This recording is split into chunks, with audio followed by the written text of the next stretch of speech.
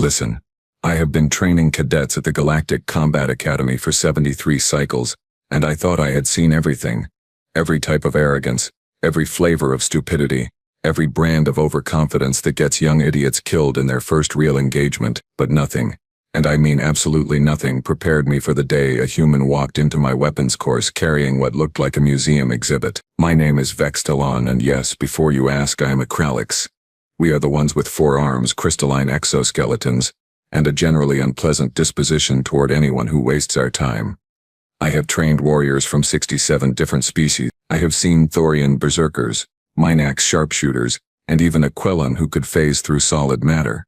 So when I tell you that this particular human made me question everything I knew about combat, you need to understand the weight of those words. Her name was Kira Vance. She walked into my training hall on the first day of advanced weapons specialization, and immediately, every other cadet stopped what they were doing. Not because she was impressive. Oh no, because she looked completely, utterly, laughably out of place. Humans are small by galactic standards. Fragile. They bruise if you look at them too hard. Their bones snap under pressure that most species would call a firm handshake, and they require an absurd amount of sleep just to function. Kira stood maybe 1.7 meters tall, with dark hair pulled back in a simple tie and eyes that were an unusual shade of gray like storm clouds on a dying world. But here is the thing that made everyone stare. Strapped to her back was a sword, not a plasma blade, not a molecular disruptor, not even a vibro edge like the ones the Mandorian shock troops use. An actual, honest-to-the-void, primitive metal sword. The laughter started immediately. Is that a decoration? Zix, a Thorian built like a small tank, called out. His voice boomed across the training hall. Did you get lost on your way to a historical reenactment? More laughter. Even some of the more serious cadets cracked smiles. Kira did not react. She simply walked to an open spot on the training floor, set down her kit, and began stretching. Like she could not hear them. Like she was completely alone. Hey, human. That was Skrell, a Minax with scales that shimmered green and gold. You know this is a military academy, right? Not what do your people call it?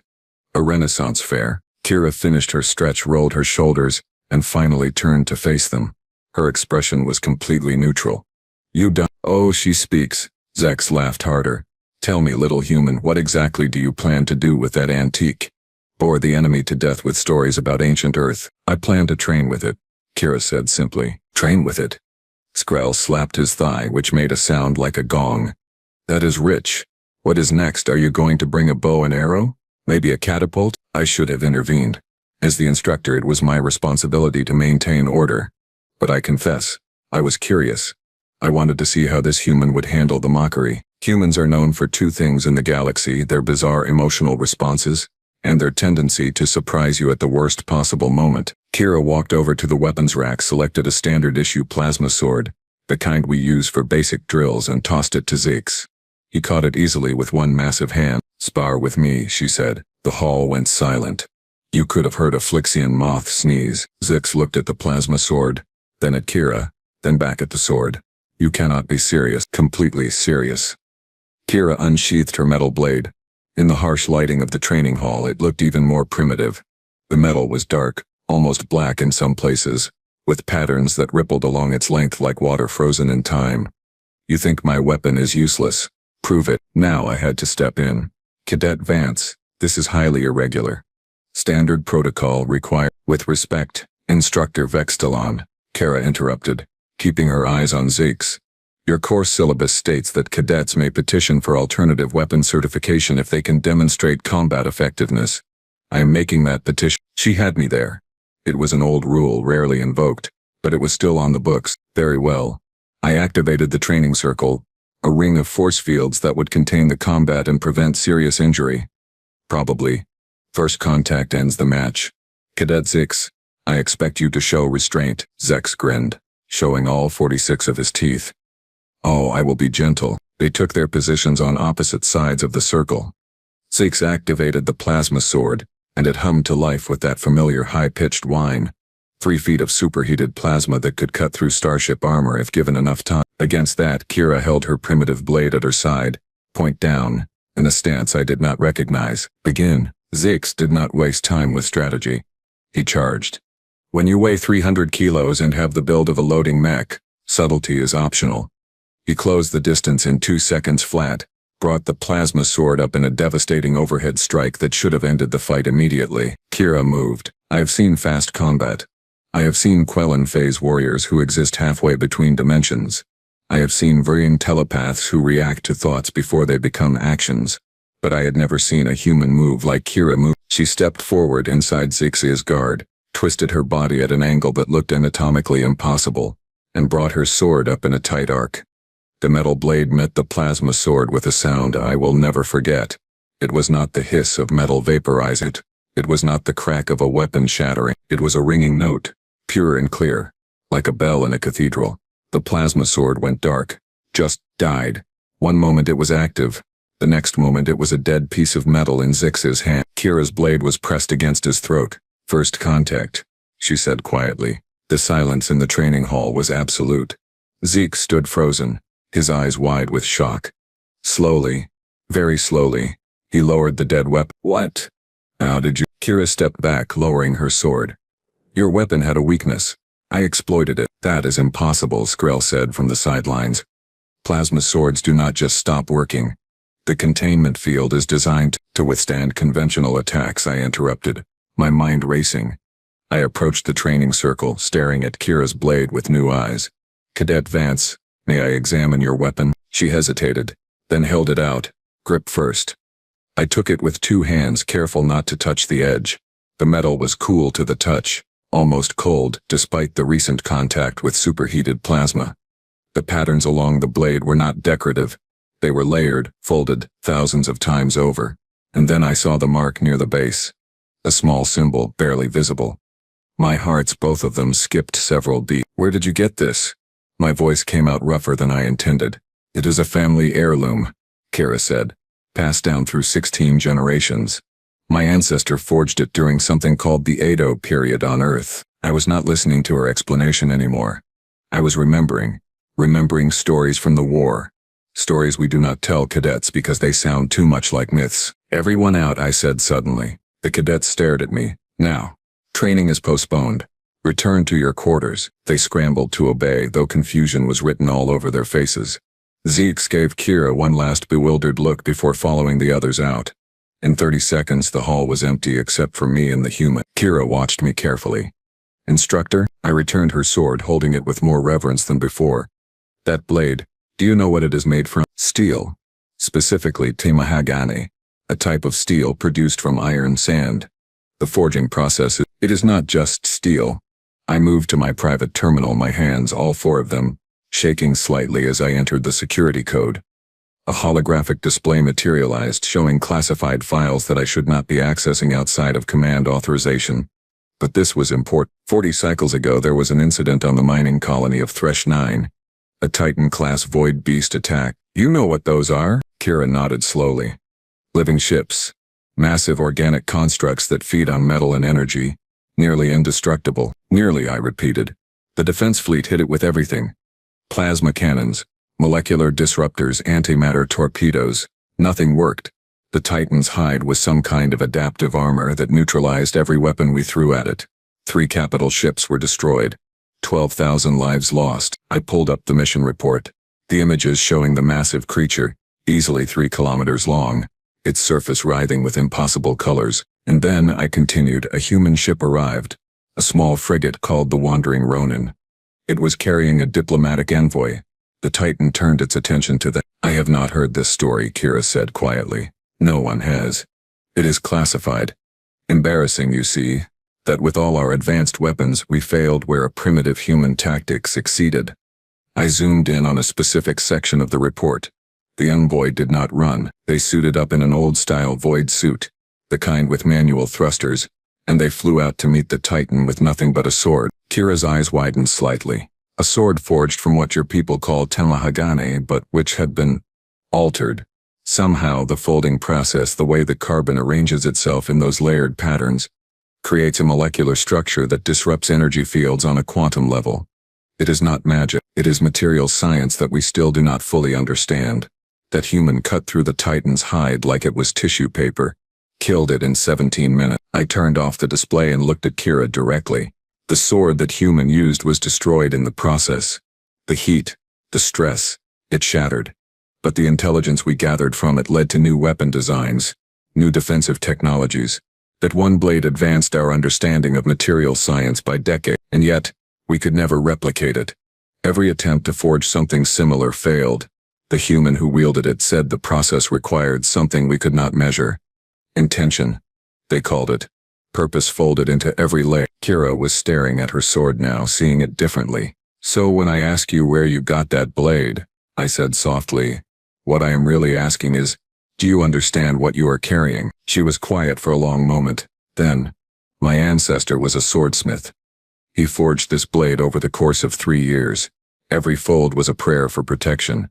Every heating and cooling cycle was meditation. He believed that a weapon should carry the spirit of its maker, that it should exist not just to kill but to preserve what matters. And what matters to you, Cadet Vance? She met my eyes and I saw something in those gray depths that made me understand why she had come here. Why she carried that ancient weapon into a galaxy full of energy shields and plasma fire. Getting back to the people I love, she said simply. This war took something from me. I intend to take it back. I handed her the sword. Then I will train you properly. But understand, the moment word gets out about what that blade can do, you will have attention from every corner of the galaxy. Some will want to study it. Some will want to steal it. And some will want to destroy it, she finished. Yes, she sheathed the sword with practiced ease. Let them try, and there it was. That thing humans do. That absolutely insane confidence that makes them run toward danger instead of away from it. That bizarre conviction that they can overcome impossible odds through sheer stubbornness, and a refusal to acknowledge reality. I had seen it before but never quite like this. Training resumes tomorrow at dawn, I said. Be ready. And Cadet Vance? Yes. Instructor, do not expect me to go easy on you just because you have a legendary weapon. If anything, I will push you harder. She smiled then, just slightly. I would expect nothing less. After she left, I stood alone in the training hall for a long time, thinking about swords and titans, about ancient human crafts and modern galactic warfare, thinking about how sometimes the oldest solutions are the ones we need most, and wondering what would happen when the rest of the galaxy found out that a human cadet was walking around with a blade that could kill gods. I had a feeling I was about to find out. Word spread through the academy like radiation through a hull breach. Fast, invisible, and absolutely impossible to contain. By the 3rd day after the incident with Sex, every cadet in the facility knew that the human with the primitive sword had done something impossible. The details got muddier with each retelling, of course. Some said she had shattered the plasma sword with a single touch. Others claimed she had moved so fast that Sex never even saw her. One particularly creative Flixian started a rumor that the sword was actually a disguised antimatter weapon, which was absurd on multiple levels, but the core truth remained. Kira Vance had beaten a Thorian warrior with what looked like a piece of historical trash. I should have known it would attract attention from the wrong people. It was day 7 when Commander Rex showed up at my training hall and announced an unwelcome. Rex is, how do I put this diplomatically, a complete waste of functioning biology. He is a Kralix like me. But where I devoted my life to training the next generation of warriors, he spent his career climbing the political ladder, stepping on anyone who got in his way. He commands the 7th Fleet now, which means he has power, resources, and an ego the size of a small moon. Vex Talon, he said, walking into my hall like he owned it. We need to discuss your human cadet. I was in the middle of running Kira through a close-quarters combat drill. She was facing off against 3 training drones simultaneously, her sword moving in patterns that seemed almost leisurely but were devastatingly efficient. Each drone that got within striking distance got disabled with precision cuts to their power cores. Commander Rex, I acknowledged without looking at him. I was not informed you would be visiting, because I did not inform you. This is not a social call. He watched Kira dismantle the last drone with a spinning strike that should not have worked but somehow did. Impressive.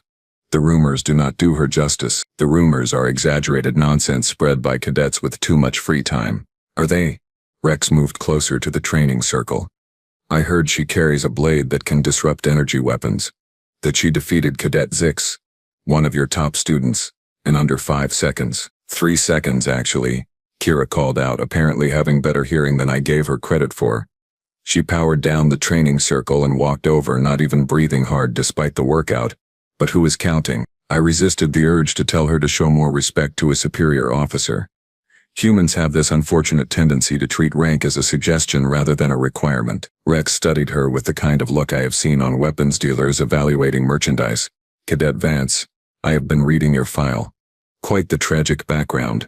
Family killed in a pirate raid on the outer colonies. Sole survivor. Enlisted in the Galactic Defense Force 6 months later. Kira's expression went completely flat. Is there a point to this, Commander? The point is that I understand motivation. Revenge is a powerful tool when properly directed. Rex circled her slowly, like a predator sizing up prey. And I understand that you possess a weapon of significant strategic value. A weapon that could change the balance of power in several ongoing conflicts. My sword is not for sale. I am not interested in buying it. Rex stopped directly in front of her. I am interested in requisitioning it for study. We have scientists who could analyze its properties, potentially replicate its effects. Imagine an entire battalion armed with blades that could cut through Titan armor. We could end this war in months. I stepped between them. Commander, with respect, Cadet Vance's weapon is her personal property. Academy regulations clearly state, Academy regulations are superseded by military necessity during wartime. Rex interrupted. Which I am sure you are aware of. Instructor. I have the authority to requisition any equipment that poses strategic value. Kira's hand moved to the grip of her sword. Not threatening, just ready. You can try to take it, Commander. But I should warn you, the last person who tried to steal this blade lost 3 fingers and most of his dignity. And that was my uncle at a family gathering. I could not help it. I laughed. The sound came out harsh and barking through my translator, but it was genuine. Rex did not find it amusing. Are you threatening a superior officer, Cadet? No, sir. Just providing relevant historical data. Kira smiled, but it did not reach her eyes. My sword stays with me. If you want to requisition it, you will have to file the proper paperwork, go through the appeals process, and then wait approximately 6 to 8 weeks for approval, by which time I will have graduated and transferred to active duty in a combat zone where, tragically, proper inventory procedures are difficult to maintain. Oh, this human understood military bureaucracy better than most officers I knew. Rex's exoskeleton plates shifted, a sign of irritation among our species. You are making a mistake, Cadet. I could make your remaining time at this academy very difficult. You could try, Kira agreed pleasantly. But then you would have to explain to High Command why you are harassing the niece of Captain Marcus Vance. The temperature in the room seemed to drop several degrees. Marcus Vance is dead, Rex said carefully. Yes, killed defending Thresh 9 from a Titan-class void beast 40 cycles ago. He was the human envoy on the Wandering Ronin. The one who used a Tamahagani blade to kill an unkillable creature while your fleet ran calculations and fired weapons that did absolutely nothing. Kira took a step forward and somehow, despite being half Rex's size, she seemed larger. This is his sword, Commander. The one he carried into battle. The one that shattered after he saved 12,000 lives, including yours, because yes, I checked the fleet roster. You were commanding a destroyer in that battle group. The one that retreated first. I stared at Kira, pieces clicking together in my mind. The envoy from my classified report. Her uncle. The sword that was supposedly destroyed had been... what? Reforged? Repaired? The intelligence reports had been incomplete, focused on the technical aspects rather than what happened to the weapon afterward. Rex's silence was answer enough. So here is what happens next, Kira continued, her voice soft but carrying absolute authority. You walk out of this training hall. You file whatever reports make you feel important. And you leave me alone to finish my training, because if you do not, I will make sure every single person in the fleet knows that Commander Rex, hero of the Battle of Thresh 9, spent more time calculating retreat vectors than fighting. I have the logs, Commander. My uncle kept very detailed records. It was a bluff. It had to be. But Rex did not know that, and his body language, the way his secondary arms twitched, told me he was not willing to risk it. This conversation is not over, he said finally. Yes, Commander, it is. That was me, because sometimes you have to protect your students from idiots in positions of power. Cadet Vance is under my instruction, which means any official interaction with her goes through me first. Academy Regulations Section 7, Paragraph 12. If you have concerns about her equipment, file them with the Academy Board. Until then, she trains with whatever weapons she chooses. Rex looked at me with something approaching hatred. We had history, him and me. Back when we were both field operatives before he decided politics was safer than combat. He knew I would not back down. Fine. He turned to leave, then paused at the door. But understand this, Vextalon. When she graduates, when she is out from under your protection, she becomes a military asset. And assets get you. Then he was gone. The door hissing shut behind him. Kira let out a breath she had been holding. Well, that was fun. That was supremely stupid, I corrected. You just made an enemy of someone with significant power and a very long memory. I make enemies everywhere I go. Instructor. It is practically a talent. She walked back to the training circle, picked up her sword and examined it in the light. Besides, he is right about one thing. This blade is a strategic asset, which means people will keep coming for it. Better to establish boundaries now, by threatening a fleet commander, by establishing facts. There is a difference. She looked at me and I saw something in her expression that made me realize just how much I had underestimated this human. You told me about Thresh 9, about what my uncle did. But you did not tell me everything, did you? I considered lying, decided against it. No, the sword did not shatter from stress. It shattered because the Titan tried to absorb it, tried to break it down the way it broke down everything else. But Tamahagana steel, when forged with intent, when carried with purpose, resists entropy at a quantum level. The blade broke, but it took the Titan with it. Every fragment became a quantum disruptor, tearing the creature apart from the inside. I nodded slowly. That is classified information. My family kept records too, Instructor. My uncle knew what he was doing. He knew the sword would not survive, but he also knew it would work. And when the fragments were recovered, when the scientists examined them, they found something interesting.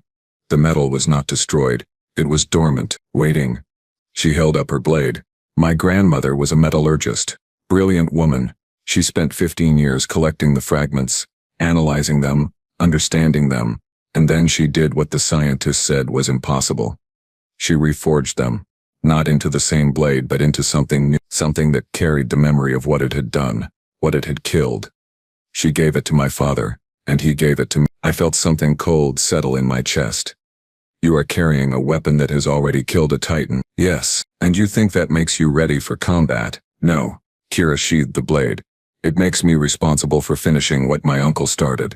There are more Titans out there, Instructor. The war is not over, and this sword, she tapped the hilt. This sword remembers. The metal holds information at a molecular level. Every cut, every strike, every enemy it faces teaches it, makes it better. That is why Rex wants it.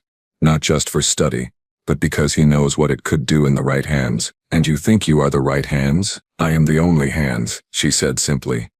This blade was forged by my ancestor, wielded by my uncle, reforged by my grandmother, and inherited by me. It is not just a weapon, Instructor. It is a legacy. And I will not let someone like Rex turn it into a laboratory curiosity. We stood there in silence for a moment, the weight of history hanging between us. Then I will train you harder, I said finally. Because, if you are serious about carrying that legacy, about using that blade in real combat, you need to be better than good. You need to be exceptional. Titans are not training drones, and the enemies you will face will not hesitate to kill you the moment they realize what you carry. I know. Do you? I moved closer, lowering my voice. I have trained thousands of cadets, Kira Vance. I have seen brave ones, skilled ones, lucky ones. But very few survive their first real engagement.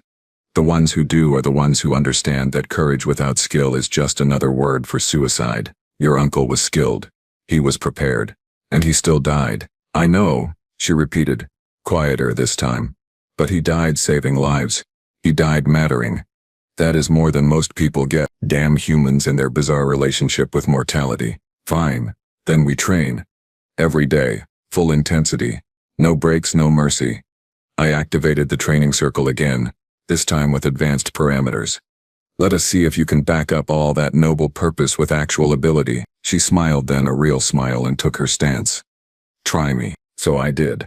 And for the next 6 weeks, I pushed her harder than I had pushed anyone in my entire career. I threw every combat scenario I could think of at her.